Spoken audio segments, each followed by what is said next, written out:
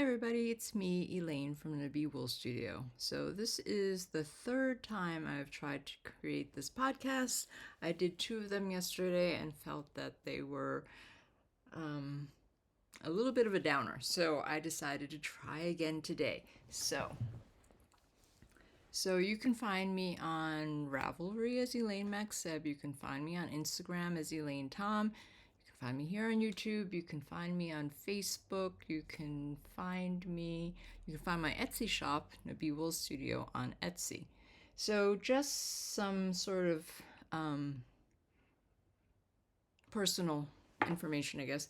2025 is proving to be a little bit complicated and difficult for me. Not the best start so far. And I've decided to sort of look into all the things that I'm spending my time on and whether or not it is worth the energy that I spend on doing these things. And the two things that I am questioning these days are basically this podcast and my Etsy shop.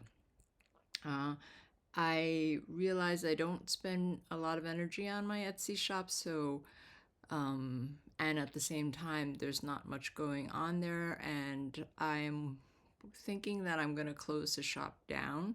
So, if you are interested in looking at it, I've taken a lot of things out already, but I think soon I will close the shop down. And I'm also wondering whether or not it's worth the energy to create this podcast. I love interacting with the people that interact with me, but I cannot seem to really make this channel grow, I guess. I'm not podcasting enough, and it takes a lot of energy for me to convince myself to do it, even though they're short. But here I am. It's been a little while. I think it's a little over a month. So I'm going to show my FOs, which are in a bag on the floor. I'll show you my most recent one first, and this is the Bobble Crop. It's really cute. It's coming out in March. It's a new design from Boylan Knitworks, Caitlin Hunter. I did mine with Sandnes Garn Borstedt Alpaca, and I had run out of yarn somewhere around here, I guess. And I would not have had enough to make a hem even for a super cropped top. And I also didn't want it to be as cropped. So I had to actually order another ball, and I was trying to figure out if I could make it work with something else that I had, and it would have been weird. So I really thought that even though I not wanted to buy yarn at this moment, I really needed it to make this work. I'm glad I did. Even though it's not the same dye a lot, I don't think you can see where the new hank starts and where the old one ends. So I love it. It's really cute. You'll have to look for the modeled pictures coming up in March, and I think I'll wear it often. And that yarn is lovely to work with. Okay, so I'm sorry for the crinkling now. I have finished, I believe, 5 sweaters this year so far. The first one was the Regalia sweater, or the Regalia sweater from Zenith Knits. And I think I've shown that on the podcast previous to this one. And then I finished a test knit for Morka Knits. I'm sorry, it's all wrinkly. And so I knit this with yarn that she had provided for us. And there were 2 test groups, one with Filcolana Pernilla and the other group with Lamana Como. And so I got this, I've got to pick the colors, and I have to tell you that she had sent a sketch, so I didn't actually get to really see what the design looked like, and was asked to pick 4 colors. I think the darker color might be the one I had in stash, but I originally had like the natural color or the cream or the white, and I thought it looked a little too much Neapolitan ice cream, and also was too jarring with this. So luckily I had some Pernilla in my stash that I bought in Norway, and I think the combination worked out really well. And if I make another one, I would do it cropped. I think it would be really cute with a tennis skirt. But the designer required us to knit it to a certain length, and yeah. The other thing with this is that it is composed of slip stitches. And with the slip stitches, you knit and you knit and you knit and you never get anywhere. So this took a lot longer than I imagined. I was nervous I was not going to make the deadline. Luckily I did, and it's really beautiful, I think. So that's that. I believe that was my second finished. And then I did the Sleeping Beauty from Eleanor Mortensen.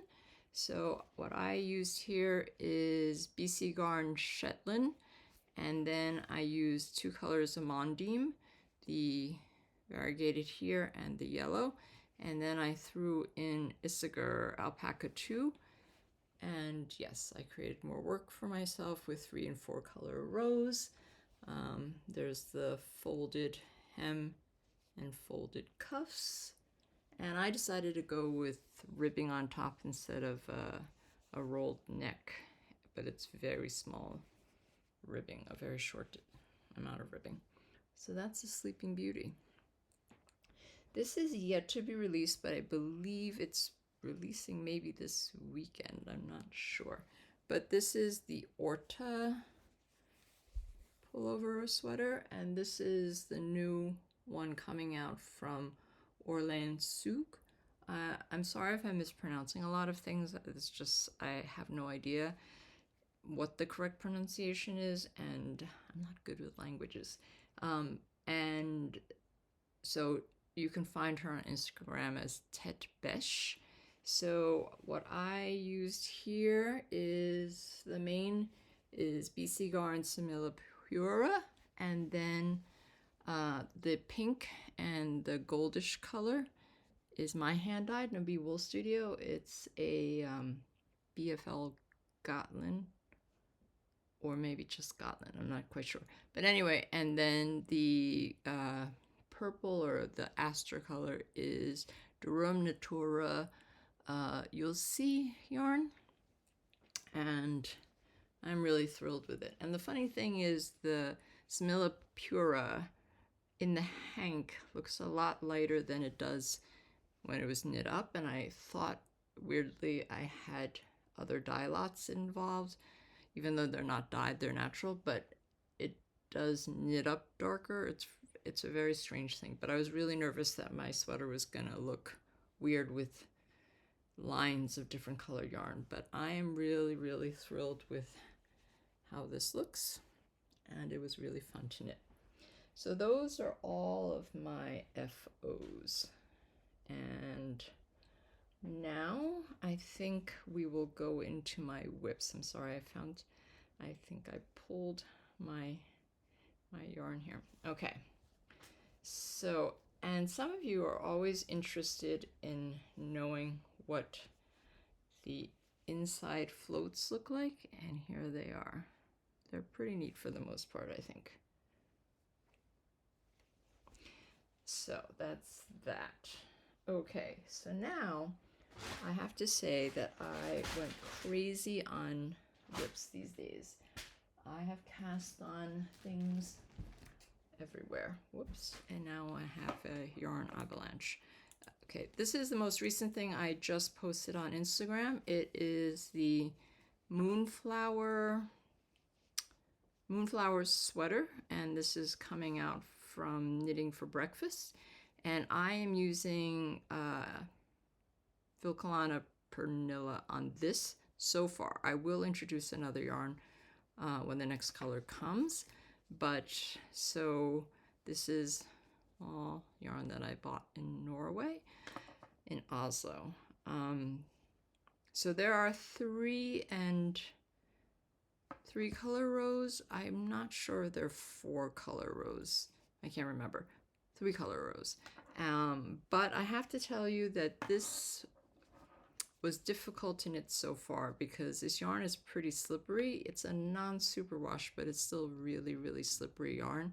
So it makes handling color work really difficult, and there are some really long floats also in this, so it's a little bit tough. And part of the way through I was like, maybe I'll have to switch yarn and use different colors, but I am happy with the way this looks, so I think I'm sticking with it. So that's number 1. I'm trying to finish this as soon as possible. This is another test knit for Orlan Sue Tedbesh on Instagram. This is an unnamed sweater so far, and the blue is my hand dyed, and the main color is Knitting for Olive Heavy Merino, and I'm pretty thrilled with how that looks, and I cannot wait for that to be finished and to wear it. So that is that, and then I hope I don't get too many tangled things in here while I'm pulling all of this out. This is a test knit for Puko on Instagram and Plain Needleworks on Ravelry. So this is, I guess it's not so easy to see what this is right now, but it's the Foggy sweater, and I'm using Camrose Schneffnug, which I love and is really, really great to work with. So I am knitting this at a gauge that is tighter than the yarn specifies, but correct for the gauge of the sweater. So it's not as airy, but I think it's great. And because the yarn is so fluffy, it's not difficult on the hands to work at a tighter gauge. Then I also have, which is another 4-color, no, there's 3-color rows. I don't think there's 4-color rows. I'm confused with what's going on with all of my test knits. But anyway, this is from Max the Knitter, and it is called the 1983 sweater. And all of this yarn is Fiber Company Lore. I've separated with the body and the sleeves, and we'll have some smooth stockinette for a little bit until I reach color work at the hem and color work on the sleeves also for this. So that is coming out, I believe, in April from Max the Knitter. I am working on a scarflet. I've joined the scarflet craze. Bernice Lim Yamagara has also joined the scarflet craze, and this is chic scarf. So it's all this chevron, and I am using my hand dyed. This is was kindly gifted to me from Gullet Farm. Stephanie sent this over for me to try to knit also and dye to see how I like it. And I dyed this a while ago and have been saving it for something special and something that I felt was the right project. This is a 50-gram scarf. You can make it longer by using more yarn. So I felt that this was the perfect thing for one hank of yarn in a certain color. I didn't want anything too crazy, and I like how there's some variation in the yarn, but not crazy amounts. So I think that shows off the texture really well also. So I have been kindly gifted yarn from several places. Einrum, which is also a yarn I love, and I have used E2 before in the heavier weight, not in this weight. But the Affi sweater, which is Icelandic for grandfather, I believe, or grandpa maybe, is a sweater that I saw when it was first released that I really wanted to make. And she had recently posted a picture of it, and I said, oh, this is something I've been wanting to make for a long time. And so they wrote to me and said, if you are interested in knitting this, then we can send you the pattern and some yarn to knit it. So I was really thrilled. So I picked the colors, and I did also pick a red, which I loved, but I picked the orange first. But when I started knitting it, I thought, oh boy, it's kind of like Halloween. But I think it looks great. I think Halloween anymore, because the blue does really change the black and orange to not Halloween looking. But yeah, so I hope you agree with me. Um, I hope I picked correctly, but you can tell me if I didn't. And then the other is from Gepard, the yarn. It is for their their chunky color collection, and this is one of the sweaters from it, from Igo Knits, which she kindly provided the pattern for me, and Gepard and Oldstedt, the yarn store, provided the yarn for me. So this is the sand sweater, and it is all done with a strand of Kidsita and Puno held together throughout. So this is super soft. It's going to be so beautiful and should be pretty fast in it. It took me quite a bit to get through the ribbing, but I think at this point it should be pretty smooth sailing. I'm picking to do the 4-color version. There's a 3-color version and a 4-color version. So look for more progress on that. But yes, so there are other test knits that I will be casting on soon. I have a lot going, I have to say, and hopefully I'll get through it all, but cheer me on. So I'm not sure what the fate of this podcast is, if this is potentially the last episode, or if somehow, I don't know, I feel that everything, I can put the energy into it, and that it's not costing me energy from something else. And but it would really be great if you guys can comment on this podcast or any of the other ones also, and like and subscribe. All those things help. And if you comment, at least I know you're out there and I get to meet you or say hello again. A lot of times when we do these things on YouTube or on Instagram, there are people that constantly like something of mine, but I don't really know who they are because I'm not conversing with them or interacting with them. And the interaction is really, actually, really wonderful. And so we'll see if I end up doing another podcast. But I am thrilled after I do create it, and I get to chat with all of you guys who do comment. But at first, when I'm initially sitting here talking to myself, I wonder why I do this. But I hope you all have a great day, and we'll talk soon somewhere. Bye. Thanks.